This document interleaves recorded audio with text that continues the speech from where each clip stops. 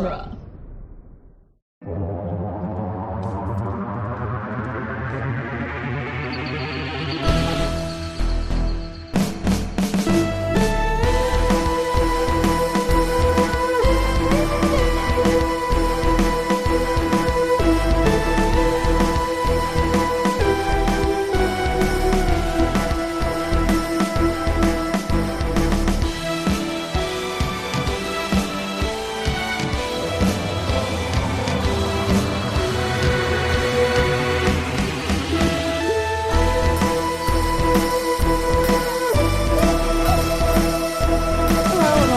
To the Doctor's Companion presents Doctor Who The Long Way Around, the weekly podcast where we review and discuss every episode of Doctor Who, one doctor at a time. I'm Cassandra Fredrickson. I'm Nick Jimenez. And I'm Scott Corelli. And today on the show we'll be discussing the Moonbase, the second Doctor's fourth story. Yes. So the Moonbase is the return of the Cybermen. And in fact, that's what it was called until very late in the production schedule. Which is going to be called The Return of the Cybermen. Huh? I like that title better. Yeah, I mean, it's a little more pulpy than the Moonbase. But they changed the name to the Moonbase to cash in on like the race to the moon that was happening. Right. In the 60s. So they were like, let's put moon in the title because moon travel. So that's why they changed the name. But what is interesting about so the Moonbase had a really interesting production schedule. Like the writing of it was, pretty by the numbers and easygoing. I mean, it was written by Kit Pedler, who created the Cybermen and the 10th Planet. Plus, you want to talk about pulpy. Kit Pedler. Kit Pedler. So Kit Pedler came back to write the sequel to the 10th Planet. And that's pretty much the end of the story of writing this thing. Like, it wasn't a super complex story as far as that goes, but the production schedule, because of the holiday season, they took a week off and it threw off their entire production schedule. So the Moonbase and several stories after the Moonbase, were all recorded 1 week prior to transmission. That's amazing. So the Moonbase was literally recorded the Saturday before the Saturday that episode 1 premiered. And it went like that. It went like that for a while. And it was apparently a nightmare. And then I do like that still fits in with the world shown to us in An Adventure in Time and Space. Mm-hmm. Absolutely. Well, and also, if you remember in An Adventure in Time and Space, they were in a just a really low rent studio that they all hated and didn't work properly. Mm-hmm. Mm-hmm. Well, they had since moved into a better studio, the Ealing Television Film Studios, which was like a much more high-end thing.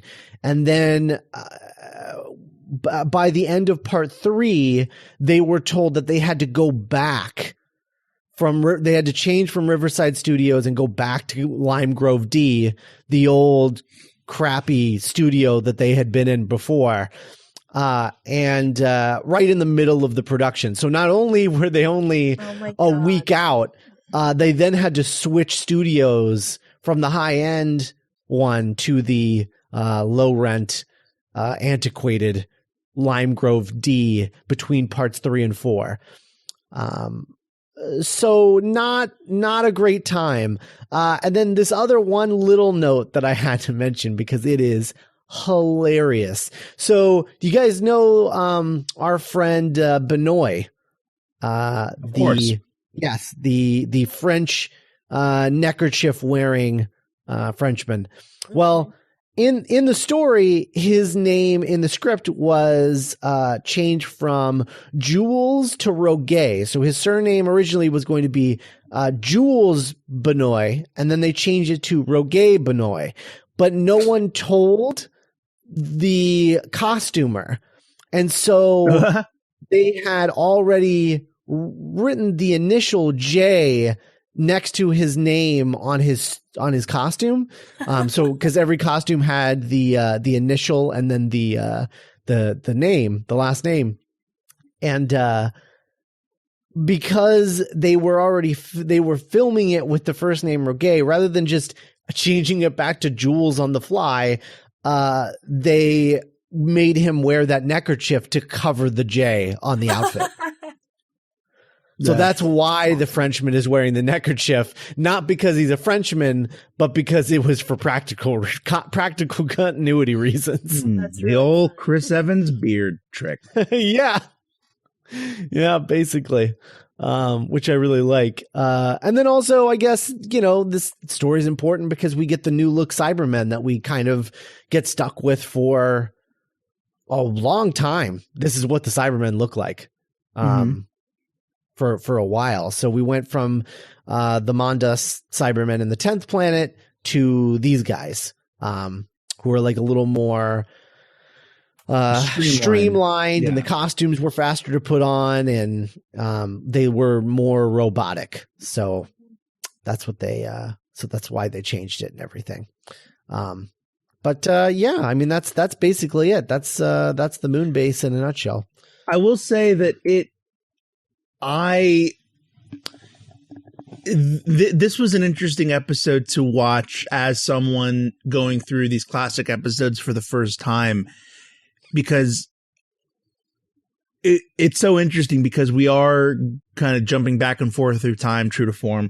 But this to me had a lot more of the sort of creature feature thriller aspects that would seem to become much more a part of the show's DNA, but this seemed like a primordial version of that. Does that make sense? Yeah. Okay, yeah, I think cool. You're right. I think you're definitely right. So I think that's about it. Cass, let's start talking about episode 1. The Moonbase, Part 1. Written by Kit Pedler. Directed by Morris Barry. Produced by Innes Lloyd. Air date, February 11th, 1967. The TARDIS makes an extremely bumpy landing on the moon. The Doctor is grumpy about miscalculating his landing and wishes to move on, but Ben and Polly want to investigate, so they all don spacesuits and bounce around. Jamie goes too far and knocks himself out near a strange base and is carried inside. The others follow. This building is the base of operations for a crew from Earth, responsible for keeping the Earth's weather in check with the use of a large gravity machine called the Gravitron. But something strange is going on, and as the crew explained to the Doctor, many people in the base have been falling mysteriously ill, leaving dark marks all over their faces. The Moonbase is put under quarantine by ground control, and another member of the crew is attacked by a metal hand and disappears. Polly tends to Jamie in the sickbay as he babbles feverishly about the Phantom Piper, a legend from his childhood. Polly sees a figure behind her and screams, but it disappears, along with the dead body of one of the crew.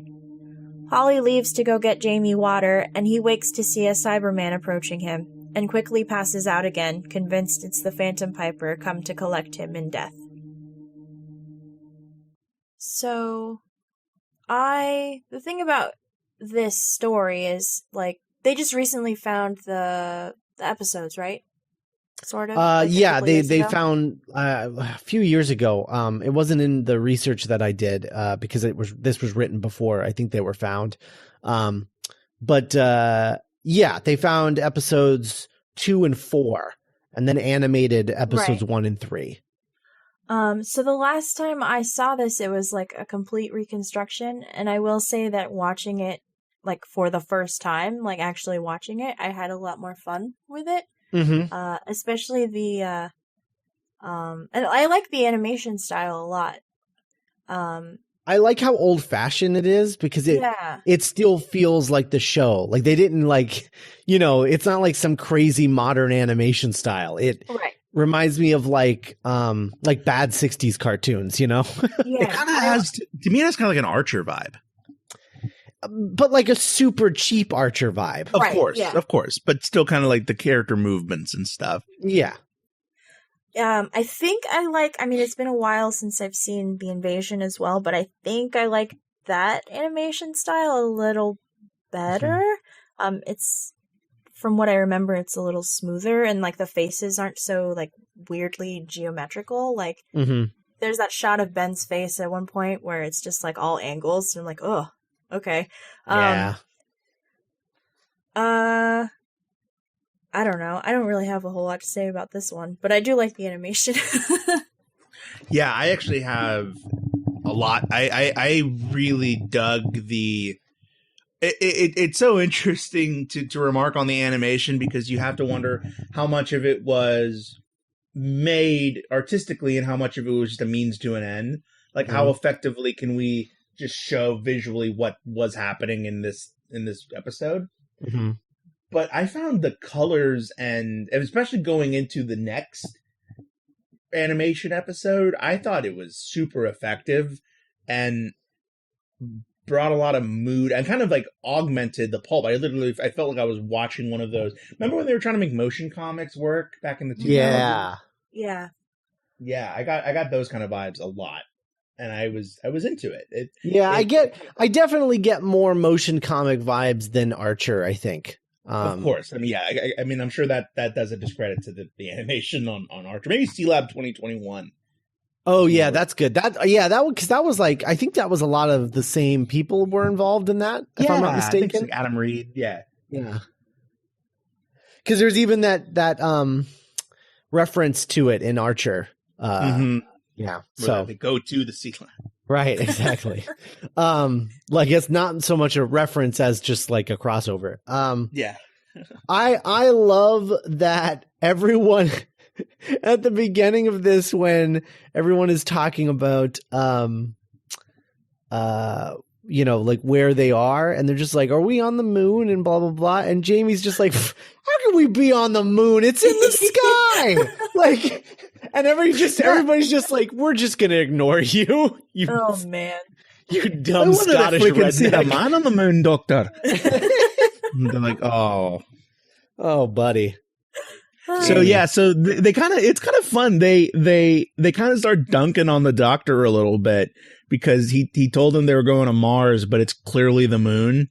And they're just kind of like, you idiot. We didn't want to go to the moon. We want to go to Mars. I was like, so my question, because like the moon landing hadn't happened yet. Right. Yes. Ben's like, well, I've seen pictures of the moon. I'm like, how have you seen pictures of the moon? You're from like telescopes, right? Yeah, I guess so. Like from away? orbit or something. Oh, maybe something like that. And you can see it. Yeah, you can see it. I guess I've seen pictures of it with my eyes. Eye pictures. I love the spacesuits that they're wearing when they go out on the moon, because they're like old fashioned, like retro sci-fi suits with the big bowl over their head. But like then diving also, suits. yeah, but then also they're wearing like sunglasses. Like what are those? What are the sunglasses that I'm thinking of? It's like when you go in to get your eyes dilated or whatever. No. I'm thinking of like the douchebag guys that wear sunglasses. Oh, Ray-Bans? Oh. Not Ray-Bans. What? Aviators? No, not aviators. Those are aviators both cool. Yeah, those are both cool. No, the really, like the ones that people wear at like NASCAR, like those ones. Oh, I know what you mean. I forget what those are called. Those are called something specific, and someone is listening to this and screaming the name of them. They're called this, you friggin' or one. Like how they're automatically southern. Oakleys. Oakley shades. Yeah. Oakleys. Yeah, they look like Oakleys, and it's everyone grab your Oakleys. Yeah. I like the Moonbase spacesuits a little more, but that's episode 3. Yeah, personal preference. those are good too. But I on all of the spacesuits, I love the 2-liter Coke bottles of air on their back. Yes. That's my favorite thing. Definitely. It's literally just enough air to get you like across the street. To get it, like they can't go walking around on the moon. They just need to like go directly for the moon base, or they would have run out of air. So small. I'm just opening thoughts going into this first episode. I had forgotten. Well, is this the first or second episode with Jamie just being like a dude in the crew? This second one. Second, yeah, because the last one was the Underwater Menace. And he was right, the underwater. I really like this crew. Mm-hmm. And I don't know, it kind of, we talked a little bit about this, how it feels like it's the Doctor just taking care of these weird children. Uh-huh. But I'm into it. It's good. This is good, but it gets better. After Ben and Polly leave, it does get better. I find it so, I love knowing that Jamie's the one that ends up sticking around the longest. Yeah, the whole time. He's literally the rest of 2's tenure. Jamie is around the entire time. Because he doesn't seem like it right now. Right. Yeah, well, and but that's the thing, right? Because Ben and Polly are his real companions, quote unquote. So Jamie doesn't get to step up until they're gone. Mm-hmm. Yeah. So I'm your new friend now, Doctor. They have to keep finding reasons to get rid of Jamie while Ben and Polly are around. Yeah, like in this one when he's being haunted by a specter. The Phantom Piper. The Phantom Piper. Yeah. The Scottish Grim Reaper. I love that he randomly has a fever because he has a concussion, and he just gets a concussion because he falls over on the moon too hard. Moon fever. You know, they say that your visions of the afterlife or death are very much affected by what you believed in life. Like, you know, so people that are Christian are like, I saw Jesus, but people who kind of don't have religion, like, I saw my Graham. I love that Jamie is so, his culture and his ways are so instilled upon him that in his death visions, it is like his fever-addled mind. He just has a very clear image of the pipe of this stupid urban myth that like his clan taught him. I don't know. It's a bummer we never saw it. That was a big note for me, was we didn't get to see the Piper. What would like a Cyberman turning into a Piper, like from his POV. Dude, that'd be awesome. I don't think they would have ever thought to do something like that back then. Yeah, it's a little too Dan Harmony, I guess. Or, yeah. I do. I love that when they get in the Moonbase, the whole crew just immediately starts giving the Doctor crap about like, check him out. He's a regular Rip Van Winkle. Like, yeah. Oh yeah. What? We still going to be making Rip Van Winkle references in 2070? Washington Irving goes through a big revival. Yeah, it was weird. It was weird that this was far enough in the future that it still feels like the future, but not far enough that I couldn't shake the idea that like most of this crew hadn't been born. Like today, if this was real, haven't been born yet, except for like the leader who was probably just born. Oh man. Oh, I think about that a lot. That's awesome. Yeah. About how like I'm gonna be the old guy in Star Trek. If I'm lucky. Yeah, it's true. I was born in 1991.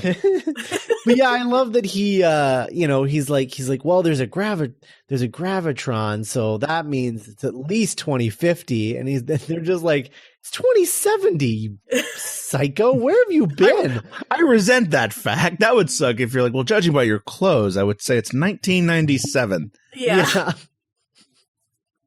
He's like, I was only 20 years off. I was like, 20 years? Oh, only 20 years? My God. Oh, man. So do we get into the weather business at this point? Yeah, we find out what they're doing there. Okay. Yeah, which is I love that. It's so crazy. Yeah, they're controlling the weather with gravity. But it kind of makes sense because like the moon like does shift the tides and everything, and they're just like making it makes so enough sense better. if you squint a little. Yeah. Sure. Yeah. What's weird is there's a logic. movie. Right. There's a movie coming out about that. About Really? It's like a crappy like Roland Emmerich disaster movie, but it's called like Earth Shock or something, and it's about like in the future. Oh no. And it's about a the rootinest tootinest cowboy kid who kills the dinosaurs. Yeah. Well, what's his name? Oh, well, anyway, but yeah, it's like in the future we have these satellites that it's called Geostorm. Oh, it's called Geostorm. Geostorm. And it's like in the future we'll use satellites to control the weather and prevent hurricanes and whatnot, but then it goes wrong. And what if Geostorm is just the Earth version of this story? Yes, absolutely. Like that's like that super British dude that we hear talking. Like that sounds like he sounds like what's his name? The guy who created James Bond. Ian Fleming. Yeah, he sounds like Ian Fleming, like over the speaker. And like, what if he's like the main character in Geostorm? That would be it's like a stealth. It's like how everyone thought Life was a Venom movie. Geostorm's Oh God, that would be incredible. And like, you don't even have to call attention to it because they would have no idea the Doctor or anything has anything to do with that. But they make just like one passing reference to it or something. And like, the three of us are watching it like, yeah. What? I would yell. What? We are from Mondos. Stand up and be like, yeah. Yeah. Do it. What? Oh man. Oh God. Don't give up. There are a few watching these early episodes, you really do see how so much science fiction bled from this world, or so that this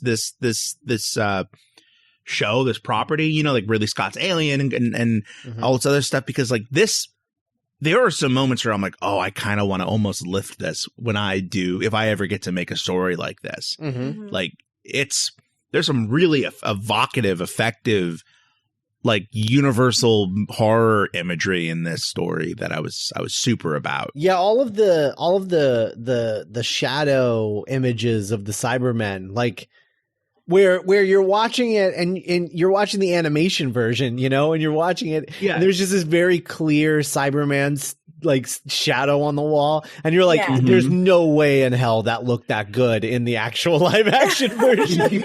Yeah, that's very charitable. There's no way.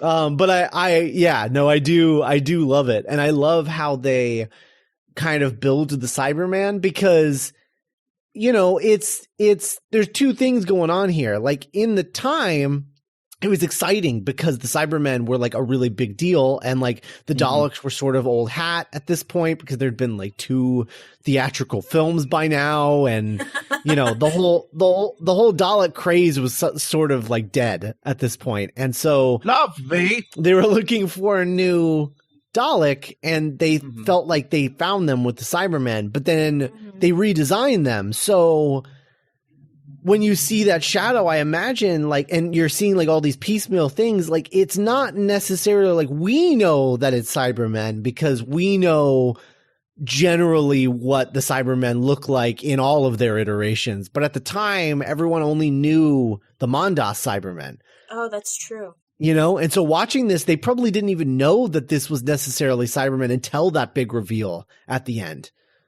Maybe that's why, you know, that's another good reason to not call it Return of the Cybermen. Can I say something? No. Moving on. I was Nick. We're not here for you to say things. I was remiss to bring this up because it does expose my ignorance, but I actually didn't know that this was a Cyberman episode. Oh, that's good though. That's awesome. I think you had told me, but I had just it hadn't have stuck because I don't care about the Cybermen a lot. Sure. And so when he shows up at the end of part 1, I was like, oh, it's a Cyberman story. Yeah. And it was cool. Man, God, whoever designed the Mondos Cybermen this past season deserves a BAFTA or whatever. Mm-hmm. Well, they didn't. They just took the original design and just redid it. It translates super well. They look so beautiful. Oh, like in the new season? Yeah, definitely. Yeah, for sure. The Moonbase Part 2, written by Kit Pedler, directed by Morris Berry, produced by Innes Lloyd. Air date February 18th, 1967. Polly returns just as the Cyberman takes another body. She screams, and the doctor and the base's commander, Hobson, come running. She insists she saw a Cyberman, but Hobson is skeptical. In fact, he thinks the doctor and his companions are just making matters worse and tells them to leave. The doctor insists on staying and helping. Hobson gives them 24 hours and returns to the control room. Once there, he notices that the gravitron is malfunctioning and unable to control the course of a hurricane back on Earth. His crew work to correct the issue while the doctor takes samples, trying to figure out the cause of the mysterious disease. The Moonbase crew discover that the problem is with one of the antennas outside. Hobson asks when the problem started and learns that it corresponds with the doctor's arrival, further deepening his theories. He goes to make the doctor leave once and for all, but the doctor pretends to have solved the problem. In reality, he tells Polly, he's nowhere near a solution, even after testing everything on the base. He asks Polly to make coffee, and she obliges. Another member of the crew collapses in the sickbay after drinking a sip of his coffee, and the doctor realizes that the sugar must have been tampered with. As they begin to search the sickbay, a figure covered by sheets on one of the beds starts to sit up and move towards them. It is another Cyberman. Okay. Yeah. So the Cyberman gets revealed. There's a really weird moment, and I think this is at the end of episode 1, but I do want to call attention to it, where the Cyberman is approaching Jaime, who's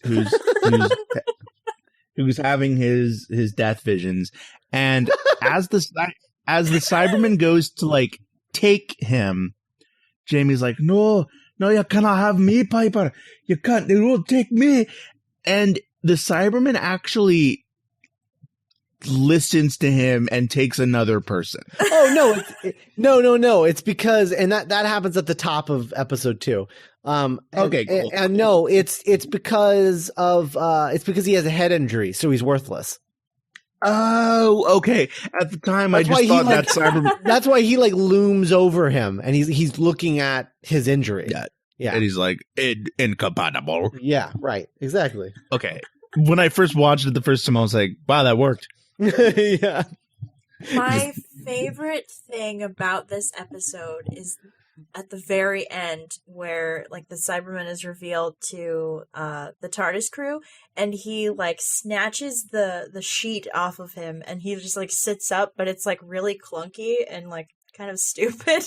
Uh-huh. But it's my favorite shot in the whole story. Yeah. Well, actually, no, that's a lie. It's tied for favorite with how they get rid of him. But that's the season? That's the season or the season? That's the episode 2 cliffhanger, right? Is him snatching the sheet off of himself and getting up? Mm-hmm. If it's not the cliffhanger, it's very close to the cliffhanger. I remember it was the end of the episode. I'm pretty sure it's the cliffhanger because it's it's so silly because they literally have the same cliffhanger for part 1 and part 2. Oh no, not a Cyberman. We know, now they know.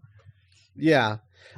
We need to talk about the doctor taking specimens because he literally just unties and takes a shoe off of one of these crew members without them even noticing that he's done it. I don't know how that happened, but it does. He just unleashes his boot and then just wedges his finger in there and just has the guy walk out of his boot. It's so weird. Is I don't remember, is like the shoe thing a motif with 2? Because I'm just remembering. Like, are you asking if he has a shoe fetish? No, not a shoe fetish. But okay, so in Spearhead from Space, the Pertwee story, like he takes his shoe and there's that shot of him like hugging his shoe in the hospital bed. Oh yeah. I'm wondering if that's like a callback to this in particular or just Troughton in general. Because he's supposed to still be kind of Troughton-y, Right. I don't know. That's a good question. We'll have to keep an eye out for Troughton's shoe fetish going forward. I'm asking if 2 has a shoe fetish. So you are asking what I said. I guess. Yeah, no, him just walking around just like taking things off of people with tongs is just... He's just literally like barbecue tongs, and he's just going around pulling stuff off of people until eventually he it's like it's like if Troughton is like a clothing thief. Yeah. He's like he kind of like escalates the way that like a serial killer escalates. Like you start with like killing bugs and then you move your way up to people. And like he starts with like lint and then moves his way up to a shoe, like over the course of like this 3-minute sequence where we're just watching him walking around the crew, like stealing stuff off of them with tongs. Oh my gosh. Just slowly building another man. Out of lint, loose thread, and a single boot. Oh gosh. It's amazing. So this is the part where Polly's like Cybermen, and then that the 90s kid is like, Cybermen aren't real. They were destroyed. They're just a fairy tale. And that I'm never super crazy about that trope, but it's fine here. But what does the doctor gets blamed for the weirdness is happening, which is a trope that isn't going anywhere. So it's funny watching it here. Like, God, they keep this going for 50 years. Yeah. Yeah, no, they never stop blaming the doctor for everything. How do we know you don't have anything to do with these robots? It's really, honestly, it's the biggest argument for Moffat's obsession with making the Doctor just the greatest hero that's ever existed, and everyone loves him because he's just like, I'm sick of the other thing. Yeah, I'm sick of like, what are you doing here, old man? Yeah. Did you do this? I just got here. You did this, didn't you? What? We also get the revelation that the Doctor got his medical degree in 1888, and Polly has to very carefully, without treading on his ego, explain how maybe that's not the most up to date medical degree. She's like, I mean, that things change. He's like, what do you mean? And she's like, well, there's nothing wrong with 1888, but maybe there were things that have happened since then that we think things differently about human biology. Isn't his response to tell her to make coffee? Yes. That's like he's always his response to Polly, like all the time. Oh, I mean, Polly. There's that going for his regeneration, because like Hartnell did the same thing. Oh yeah, right. Because I'm pretty sure Troughton does that to like Victoria too, right? Occasionally, yeah, I think so. I feel Definitely not Zoe. I think he tries once, and Zoe shuts that down. But yeah, the whole coffee break scene. Honestly, I mean, it's upsetting that that's all that Polly gets to do, but I'm a big fan of just a bunch of blue collar Doctor Who characters sitting around drinking coffee and talking about aliens. I love that they made it part of the plot too. Mhm. Like, oh, let's give Polly something to do that, is, yes, making coffee, but let's make it important coffee instead of just like filler coffee. Right. Yeah, I like that a lot. Well, and then the Cybermen attacking those dudes on the moon surface, where he like pulls them out of their clothes. That's yeah. Like I don't know. I like that. I like all of the moon fights. Because it's just people moving in slow motion. Yeah. Just like bouncing. Yeah, that's the best. So good. They make a hurricane destroy Hawaii. Mm-hmm. As you do. Hawaii does not make it out of this episode unscathed. All those poor people on vacation, just minding their own business. Mm-hmm. Worst vacation ever. God, could you imagine spending thousands of dollars to go on vacation to Hawaii only for there to be a hurricane? But how does the hurricane go from Hawaii to Florida? Because then they're like, oh, there's a hurricane off the coast of Florida. And I'm like, what? I've got your answer. Okay. Multiple hurricanes? No, they made this in England and they don't know how America they don't know America geography. They don't know how weather patterns happen. Yeah, Hawaii. Like, isn't that like off the coast of Florida or something? Like they're confusing Hawaii with the Keys. Like, oh man, that would be the single most terrifying thing I could ever see. Is a hurricane book it to from Hawaii to Florida. Yeah, Hawaii is like almost closer to Japan than it is to America. Oh my god. Just like, I don't know how to tell you this, but my fellow Americans, there's a hurricane hurling towards America at like the speed of a car. Oh my gosh. That would be amazing. The speed of a car. I think it would have to go a lot faster than that. The speed of like at top speed. Even that's pretty slow. That's true. It would take hours and hours. Planes go like, I don't know how fast. Yeah, the speed of a plane. Yeah, speed of a plane. Anyway, so this ends with the group sort of stuck in the med lab with the Cybermen going, surprise, mother effers, out of the sheet.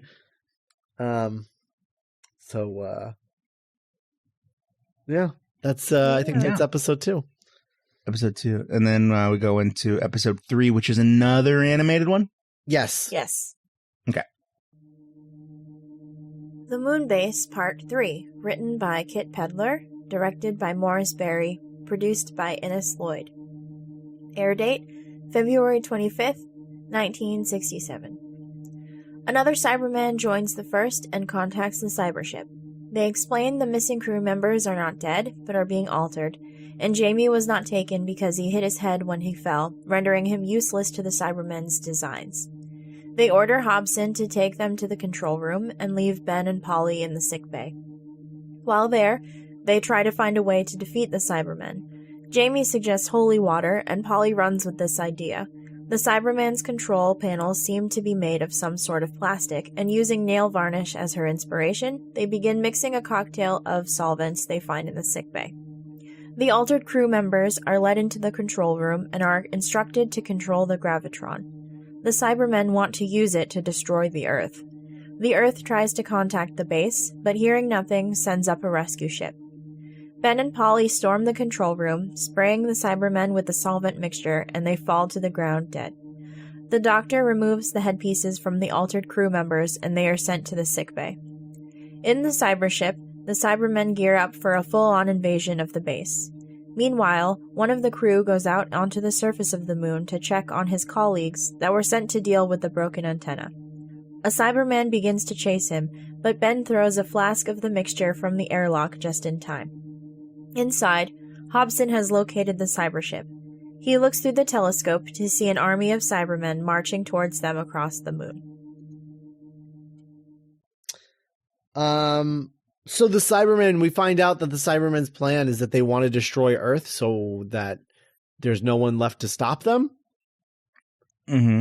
Which I'm like, isn't your whole deal that you like want to change people into Cybermen?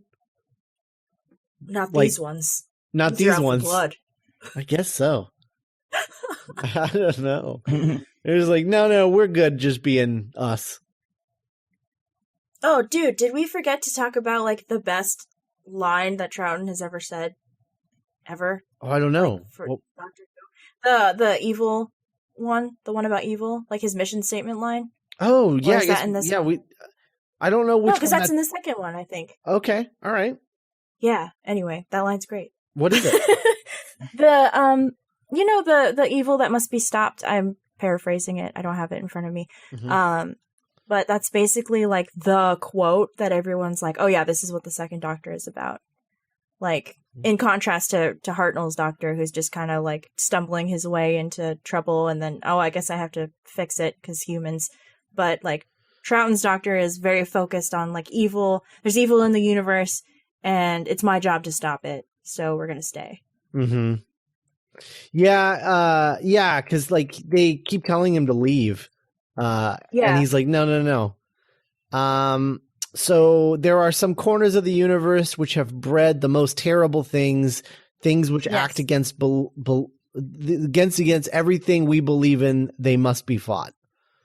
Mm-hmm. Yeah. And that's like that's the Doctor that I know, you know, like, yeah. Well, I mean, I imagine that's one of the reasons why, Matt Smith was so enamored with Troughton. Mm-hmm.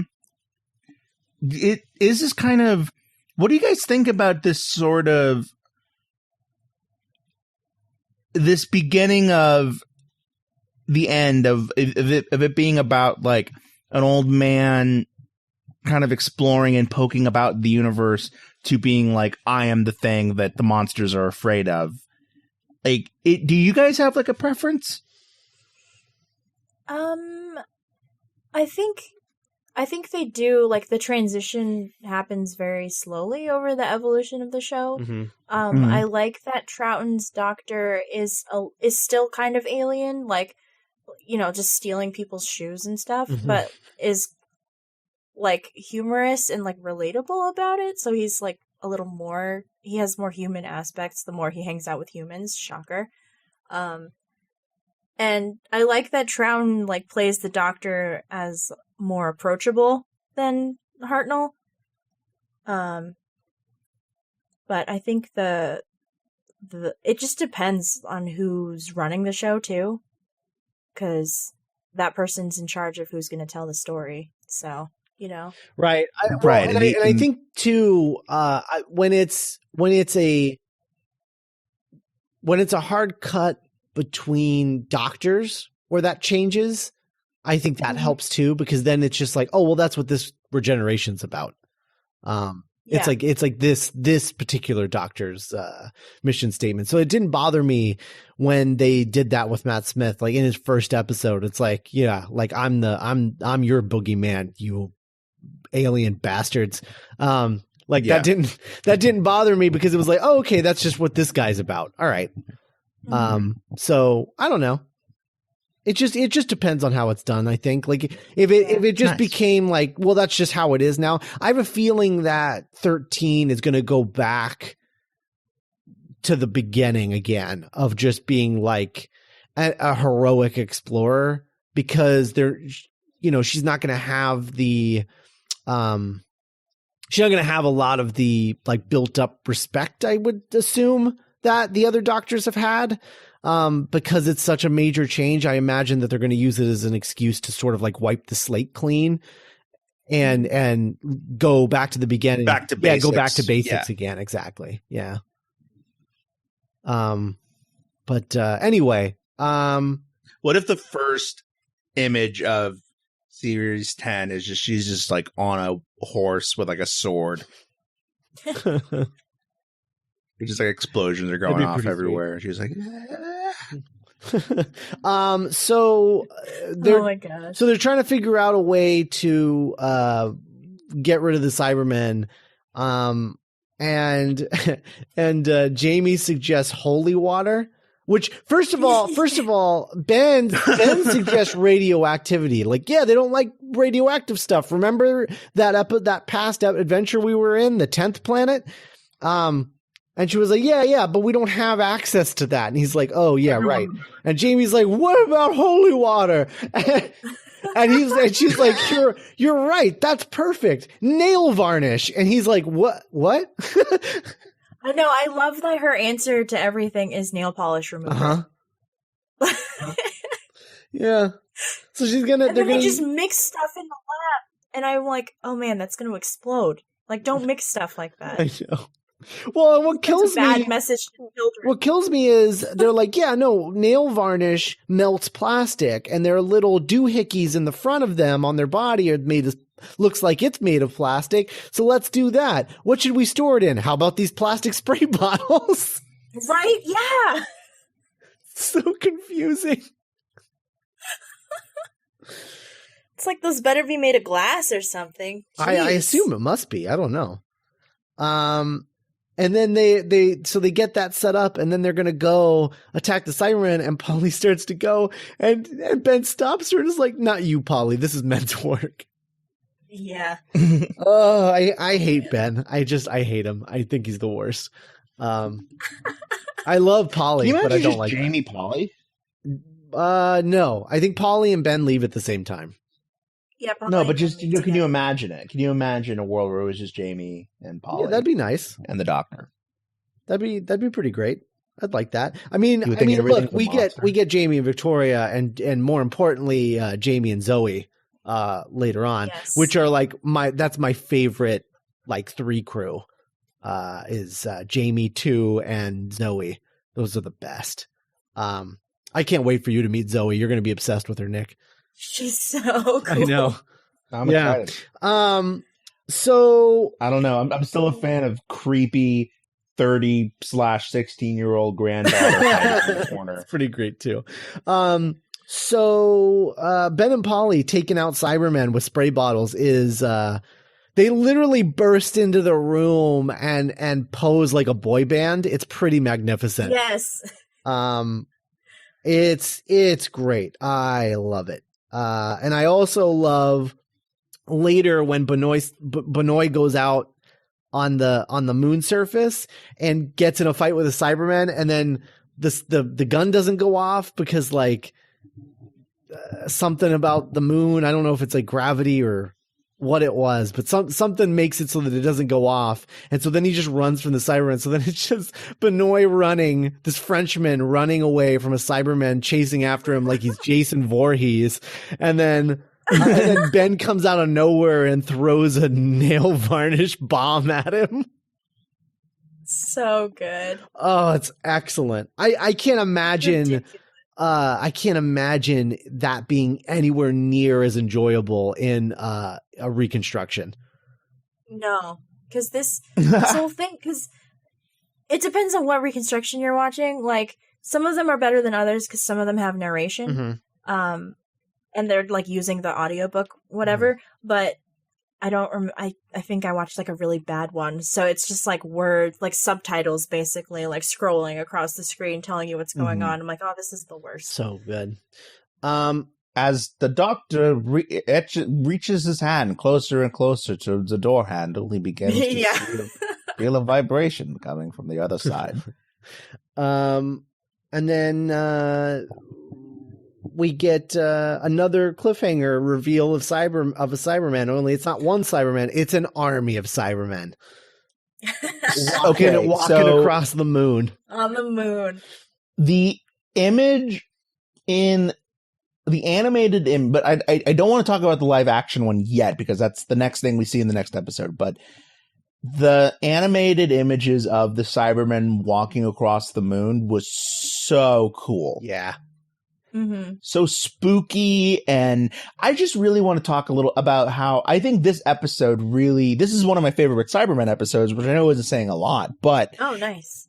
This is the first one to really, to me, nail how creepy and what a violation of nature the Cybermen are, and like the horror of that, of like seeing like the people move around like puppets, and like to me, kind of going back to what worked so much this past season, the more you can really nail or accentuate like what is unsettling and inhuman about the Cybermen and not just chrome zombies, that to me is like where the juice is.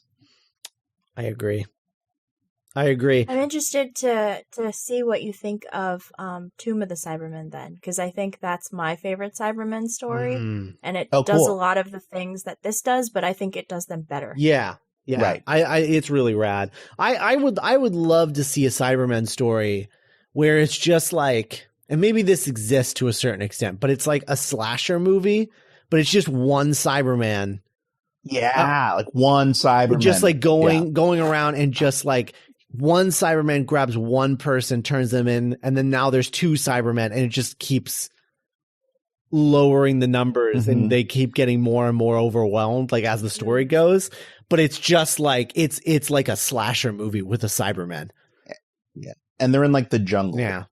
Or maybe they're not even like turning people into Cybermen. They're literally just killing people because there's something wrong with it. Yeah, and you just like the doctor finds a closet and there's just like people hanging on like hooks. Oh my god. Well, Sorry. all right. Jesus. Okay. So, episode 4. The Moonbase, Part 4. Written by Kit Pedler. Directed by Morris Berry. Produced by Innes Lloyd. Air date, March 4th, 1967. The Cybermen tell the Moonbase that they are surrounded and, quote, resistance is useless. Hobson attempts to contact the Earth, but the Cybermen are jamming the signal. Though the Doctor removed the headpieces, the Cybermen are still able to somewhat control the altered crew members, and one heads back into the Gravitron's control center, knocking the approaching rescue ship out of orbit and towards the sun. The Doctor sends Ben and Jamie back to the sickbay to make sure the remaining altered crew members do not leave. The Cybermen taunt the base again, saying they have control, and they fire a laser into the side of the base. Oxygen rushes out of the room, but Hobson and another crew member are able to block the hole and stop the leak. Meanwhile, another cybership has landed, and they are unloading another weapon. The Cybermen fire again, but this time the blast is deflected by the Gravitron, which is now operating correctly. This gives the Doctor an idea. Could the Gravitron be pointed at the moon's surface? It has never been done before, but the crew tries, and the Cybermen and their ship are sent floating into space. The Doctor and his companions head back to the TARDIS unnoticed. There, the Doctor is curious about what happens to the Moonbase and uses the time scanner to see into the future. Polly screams as a large claw is projected on the screen instead. So this is I don't know when was the last time we brought this up before, but Nick, have we ever talked about with you that the Cybermen were the basis of, I mean, not even a basis, like they literally just ripped off the Cybermen when they created the Borg? Okay. Yes. Because, I mean, literally they start saying their little phrase of resistance is useless. And I'm like, my God, Star Trek, like, are you guys kidding me with this? Have you no shame? Yeah. I do want to just kick this off by saying, however cool and creepy the animated image of Cybermen walking across the moon, in live action, it is like Slender Man level creepy. Yeah. It's awesome. Until you see the close-ups of their boots, and then you see that they have shoelaces, and there's a lot of questions. My favorite. Yeah. Oh, it's the best. It's the best. I just want to see a Cyberman tying their shoe. You go around the tree. God, I can't do the Cybermen don't have like you go around the tree. They don't have like a iconic voice the way that maybe I just can't do it. Yeah, well it's way more modulated and it's difficult to imitate, I think. Well, yeah, voice, I think so. You go around the tree. Yeah. As close as I think a human being can get. A Dalek that's being yeah. Which should be so hard. Their stupid fat So necks. in general, I think as much as I love a lot of the like, there's a lot of parts of this that I like a lot. I think this is the weakest episode of the 4, because it's the shortest, because there's not a lot here. Like, it's literally like the plot of this is literally just the Cybermen are like, we have you surrounded. We've cut off your communication. So whatever. And they're like, what are we going to do? What are we going to do? And they do that for like 15 minutes. And the doctor's like, turn off the gravity. And they're like, oh yeah. And that's it. Then everybody leaves and it's over. Like, that's it. That's all that happens. You could do this episode. You could execute this episode in 5 minutes. Yeah, no kidding. I love the shot of the Cybermen just floating off into space. Oh, it's incredible. That's it's so funny. Like, what do you think happened to them? No. Well, don't they see there's like that comet at the end, and they're like, "Oh, is that the Cybermen?" And I'm like, "Oh, that's dark." Like, there goes their ship just burning into the sun. Yeah. Like, Well, and it's I guess we didn't bring this up, but these are the surviving Cybermen that escaped the 10th planet story. So they escaped and then they upgraded themselves and then came to the moon for more people, which is interesting. I don't know. I like that it's a direct sequel to the 10th planet. I always like when they do that in Doctor Who, because it's or just like how there is kind of a arc in space universe inside of the show. Yeah, I really like that. I think that's cool. Or the New Earth like group of episodes. Yeah. Also, I love when the TARDIS crew Batman's away from the situation. Yeah. That's my favorite. I just love it because it's so needless. It's literally just, you know, the writer just being like, you know, I don't really feel like writing them saying goodbye, so they're just going to leave. They're just going to jet. I hate this. I hate this. This is boring and stupid. Let's just have them leave. That reminds me of my favorite joke in the Justice League trailer, where like Commissioner Gordon turns around and they're all gone except the Flash. Yeah, the Flash, yeah. Yeah, well, that's good.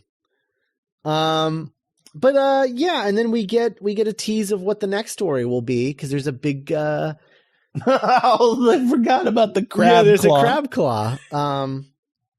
On the video thing, which he also mentions, he's like, yeah, I want to see how the Moonbase gets along in like 50 years. So I'm just gonna turn on the TARDIS TV and check it out, see what it looks like 50 years from now. And then they see a giant crab claw instead. So at some point we as a species have to look forward to a race of giant crabs invading the moon. Well, I mean, we'll find out how that goes in the next story, but the macro terror. The Makra? Yeah. Oh, the Makra terror. Terror? Yeah. I like the macro terror though. That sounds cool too. It's like a Robert Ludlum novel. We've seen the Makra in they're in Gridlock. Yeah. I haven't seen that in years. They live at the bottom of the titular Gridlock. Oh, those things. Yeah.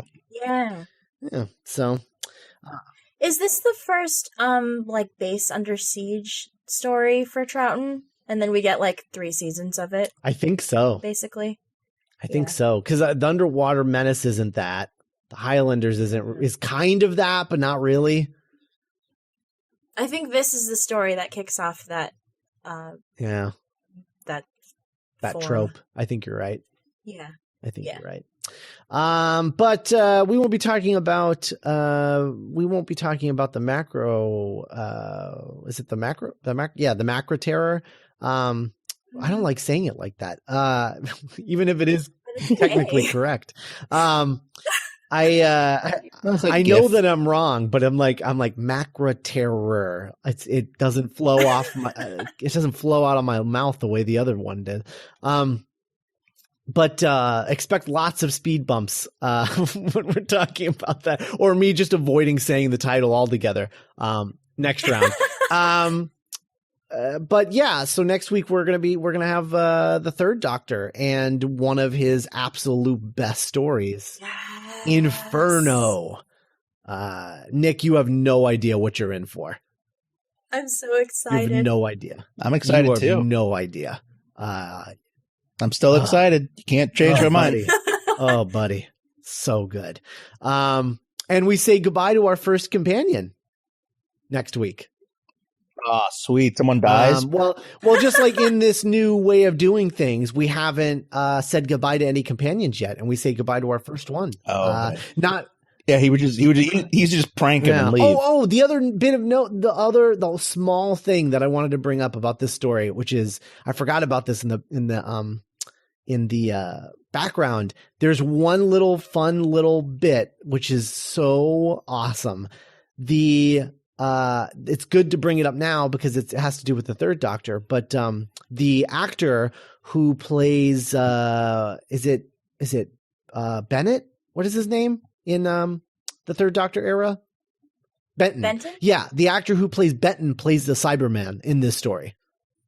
Awesome. He was an extra in this as a Cyberman, and then went on to play like a major role in the show later on. Yay! I love Benton. He's so cool. Benton the Cyberman.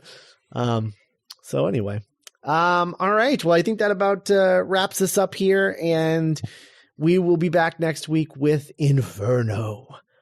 So go check out our Facebook group if you want to talk about Doctor Who with us all the time, and go check out our Patreon because we're trying to get a new Patreon exclusive podcast off the ground where we talk about Doctor Who and the Daleks, the 1963-64 film.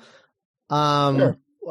5 minutes at a time. So we're gonna do like a weekly thing where we talk about 5 minutes of it, and we have never seen this movie before, so we'll be watching it for the first time 5 minutes at a time, and giving that entertainment back to you, our loyal Patreon subscribers.